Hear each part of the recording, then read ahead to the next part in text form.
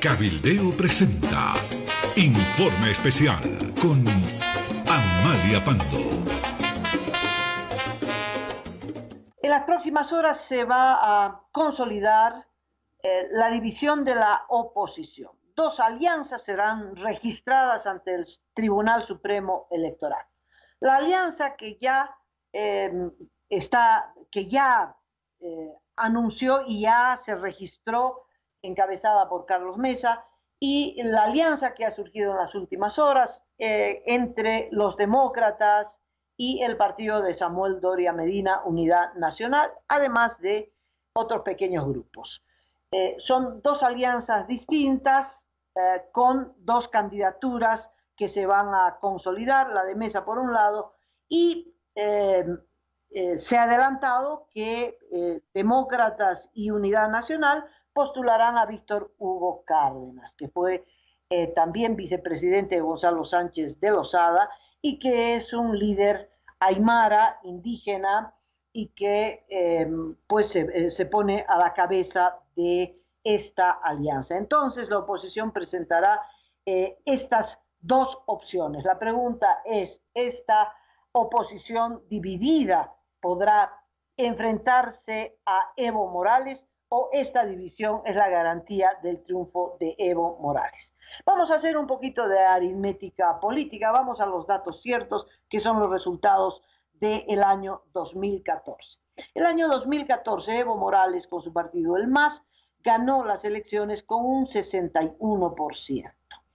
Partamos de la premisa de que es un 61% real sin fraude, supongamos que así es, 61%. Bueno, ya el 14 hubo una alianza entre Doria Medina y Rubén Costas de los demócratas y ambos sacaron casi el 25%, 24,5%. Se estima que Doria Medina aportó el 5 o 6% y el resto es la cuota electoral de los demócratas, partido que tiene gran influencia en el oriente boliviano. Gran influencia con ese 20% del 2014. Tuto Quiroga se presentó por separado y sacó el 9%. Entonces, sumando resultados, el MAS sacó 61% y la oposición 33%. 4 años después, 2018, me parece que las cifras se han invertido. Evo Morales está en el 33% y la oposición está por encima del 60%. Quiere decir que Evo Morales ha perdido la mitad, alrededor de la mitad, de quienes votaron por Evo Morales en el 2014. Y la pregunta es, ¿a dónde irán a parar esos votos? Los que el 2014 votaron por Evo Morales y que ahora no votarán por Evo Morales. ¿A dónde irán a parar? La impresión es que irán a parar a Carlos Mesa. Las encuestas le dan a Carlos Mesa un porcentaje por encima del 30%. ¿Cuánto estima que se mantendrá votando por el MAS? Tanto la encuesta de Página 7, que podemos decir, un periódico opositor, como las encuestas del gobierno, ¿no? A pulso, hechas por el gobierno, le dan entre el 31 y el 39%, lo que es un reconocimiento de la caída estrepitosa de Evo Morales, del 60% a un 31 a 39%, no llega a 40%, ni siquiera en las encuestas del gobierno, no llega a 40%. Bueno, entre los dos extremos, estimemos que Evo Morales puede sacar, ¿verdad?, un 35%, que remonte del 30% que remonte en campaña electoral, prebendas y cuánta cosa hay, al 35%. Bueno, el 26% que ha perdido, ¿no?, del 2014 ahora, ¿dónde van a ir a parar? Me parece que esa es la base que sostiene la candidatura de Carlos Mesa. Los que antes votaron por el MAS difícilmente votarán por Samuel Doria Medina o Costas, ¿no? Eh, esta segunda alianza, Unidad Nacional Demócratas, tiene su propia base electoral. Tuto no participará, entonces, a pesar del desgaste de los partidos tradicionales, es muy probable que estén por encima del 20%. Podemos ser un poquito más generosos, ¿no?, con Rubén y Samuel, y uno podría creer que tienen cerca del 30%. Es muy probable, a pesar del desgaste de los partidos tradicionales, y que esto se nota no solo en las encuestas, se nota en las redes sociales, en fin, en las encuestas son más duras, ¿no? No les dan, pero no llegan ni al 10%. Yo estoy siendo generosa basándome en los resultados electorales del 14. Es una especulación político-aritmética. Entonces, es muy probable, ¿no?, que esta división de la oposición en dos alianzas no afecte dramáticamente a Mesa, porque Mesa se sustenta en él mismo, y eso significa que le va a dar un mordisco al electorado de Samuel y de Rubén. No es al revés, no es Samuel y Rubén que le van a dar un mordisco a la base electoral de Mesa, no, va a ser al revés. Entonces, Mesa, la candidatura de Mesa se sustenta en el deterioro de Evo Morales como gobierno, en la decepción popular, en la bronca popular contra Evo Morales. Esa es la base electoral de Mesa, y todos aquellos que también están algo decepcionados de los partidos tradicionales. Entonces, Mesa estará en un porcentaje parecido al de Evo Morales, o unos puntitos más arriba o unos puntitos más abajo. Lo importante es subrayar que Mesa necesita ganar en primera vuelta. Hay segunda vuelta, pero si Evo Morales, ese es un temor personal, si Evo Morales gana, aunque sea por unos puntos en primera vuelta, puede decir, ya gané, se acabó, no hay segunda vuelta, y quedarse en el poder, porque lo único que quiere es volver a ganar en las urnas para acabar con el 21F, para acabar con su derrota del 2016. Eso es posible, todo es posible en la cabeza de Evo Morales.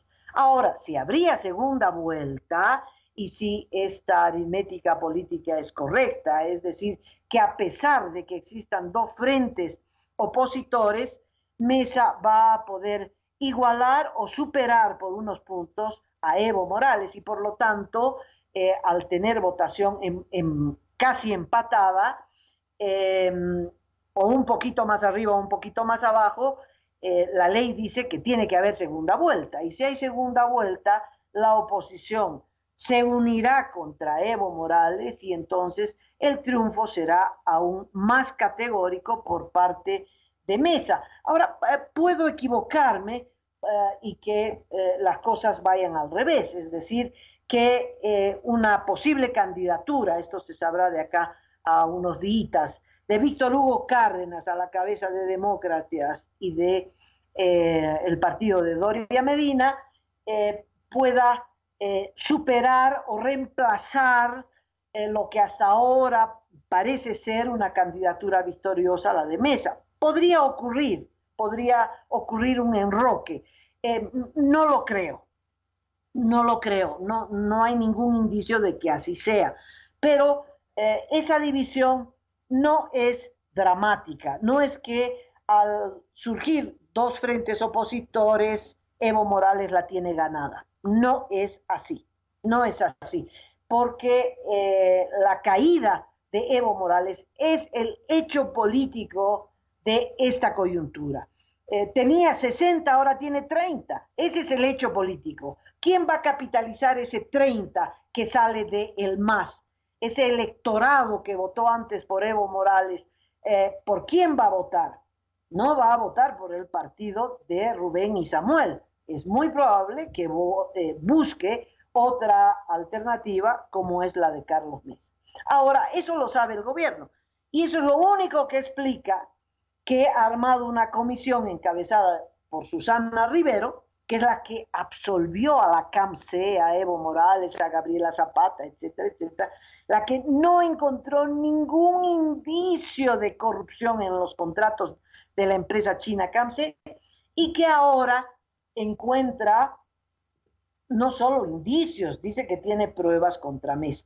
En realidad, el tema de la carretera construida por Camargo Correa y otro tramo por Odebrecht, una carretera, realmente una carretera hermosísima que parte de Santa Cruz y termina en Puerto Suárez, en la frontera con el Brasil, ha sido una carretera construida por las empresas coimeras del Brasil.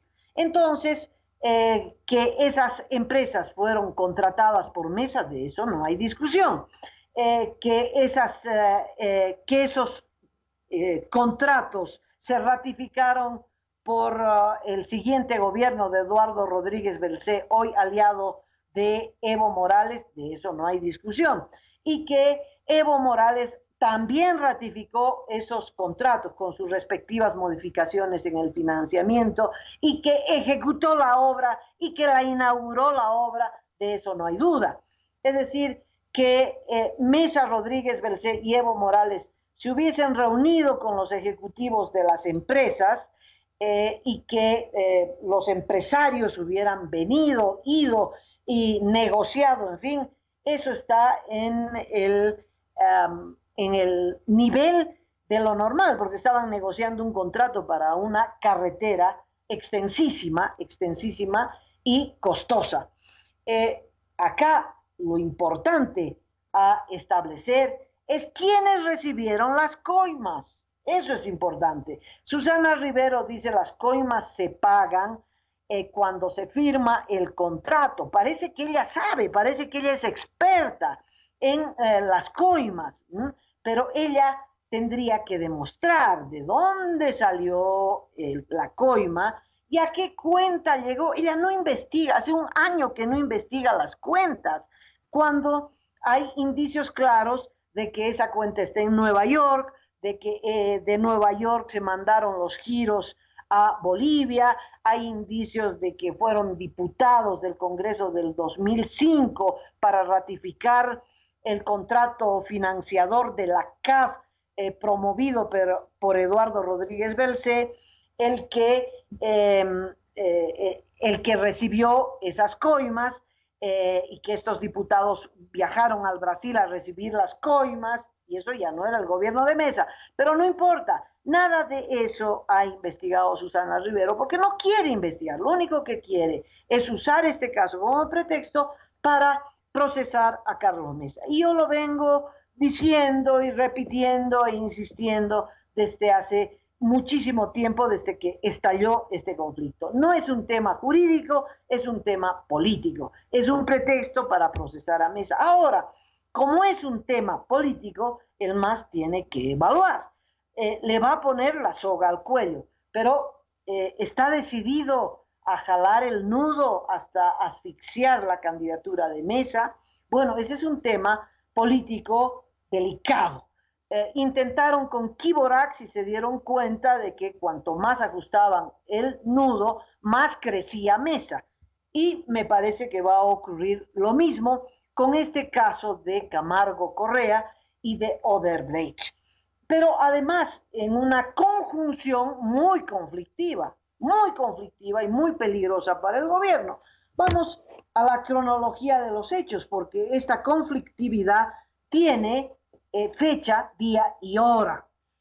Mañana, 13 de noviembre, se inscriben los frentes. Habrán dos frentes por parte o alianzas por parte de la oposición. La oposición que no se desanime, no hay forma de unir, a veces no se puede unir aceite con vinagre, ¿no? uno puede creer, y creo que el sentido común lleva a pensar que la unidad es un instrumento para derrotar a Evo Morales, pero a veces no se puede esa unidad. Igual le he dado las cifras aritméticas que muestran que a pesar de esa división, Mesa puede empatar o superar en primera vuelta a la candidatura del MAS. Muy bien, 13 de noviembre es esa fecha para la inscripción de las alianzas. Esto no será muy conflictivo. Luego viene el 28 de noviembre y ahí empiezan a sonar los tambores de guerra, porque el 28 de noviembre se inscriben las candidaturas. Ahí sabremos, como datos secundarios, quién será el candidato de esta alianza entre demócratas y Unidad Nacional, pero está cantado que será Víctor Hugo Cárdenas. Pero esa no será la noticia el 28 de noviembre. El 28 de noviembre la noticia será que el MAS inscribe nuevamente a Evo Morales. Y entonces empieza la movilización popular. El 1 de diciembre está marcada la fecha, empiezan las marchas hacia la ciudad de La Paz, tanto un frente opositor como el otro frente opositor, tanto Mesa como Rubén Costas, dijeron vamos a pelear por el 21F y moverán a todos sus simpatizantes, a todo su potencial electoral, como los comités cívicos CONADE en La Paz, porque empieza la movilización que va a continuar hasta llegar al 8 de diciembre, que es esta fecha importante, marcada por el Tribunal Supremo Electoral, cuando este tribunal diga a través de un comunicado, una conferencia de prensa, en fin, y diga quiénes son los candidatos habilitados. Esto es para primarias, pero todos sabemos que habilitándose para primarias ya se están habilitando para las elecciones del próximo año. Entonces, si el Tribunal Supremo Electoral habilita a Evo Morales como candidato, ¿verdad? Y al mismo tiempo inhabilita a Carlos Mesa por algún motivo, porque no sabe aymara, porque la fiscalía ya para ese día, 8 de diciembre de acá, muy poquito falta para el 8 de diciembre, ¿verdad? Decide abrirle un proceso penal, en fin, e inhabilita a Carlos Mesa. No creo que les dé el tiempo para una sentencia ejecutoriada, pero si ya van ajustando el nudo de la horca que le están poniendo en la cabeza, es una combinación muy explosiva. Y en el marco de esa convulsión social, la candidatura espuria de Evo Morales, lo único que tiene garantizada es su derrota. Porque en ese marco de protesta, ¿no?, nunca antes vista, es decir, es una protesta contra un candidato, todavía no un presidente, es un presidente que tiene que irse, que quiere quedarse, y entonces eso provoca una reacción popular natural que viene del espíritu democrático del pueblo. Entonces, en ese contexto, la derrota de Evo Morales está aún marcada a sangre y fuego de la movilización. No será un tribunal, ni será la OEA, ni las Naciones Unidas, y obviamente no podemos contar ni con el Tribunal Constitucional ni la Corte Suprema en nuestro país, pero será la movilización popular la que demuestre, ¿no?, desde ya que Evo Morales está derrotado. Cuando un humilde albañil, ¿no?, un joven corajudo potosino, le grita a Bolivia, dijo no, en un acto cívico, y como él, tantos otros, y que luego de ese grito, que es el grito de guerra, que es echarle en cara a Evo Morales, que perdió, eso es lo primero, perdiste, y segundo, a pesar de que perdiste, quieres quedarte, y te digo, Bolivia dijo no, quiere decir que te dije no, te digo no y te voy a seguir diciendo no. Eso debe ser muy doloroso, Evo Morales. Entonces lo mandó a encarcelar y luego muchas maniobras para mostrar, para tapar este abuso de poder que fue publicado en muchos periódicos del mundo como una prueba, ¿no? Absolutamente clara de la prepotencia y la actitud dictatorial de Evo Morales. Bueno, si un joven albañil potosino tiene el coraje de decirle Bolivia dijo no, pues el resto del país va a seguir con este coro, con este grito de guerra, ¿verdad?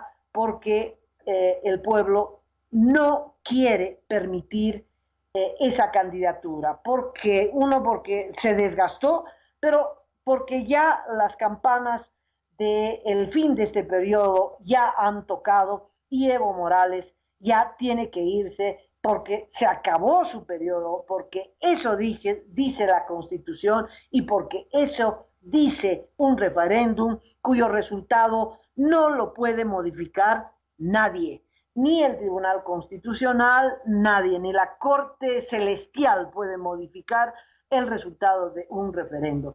Y como decía la publicidad del Tribunal Electoral el 2016, ese voto significaba que Evo Morales y Álvaro García Linera no pueden candidatear este 2019.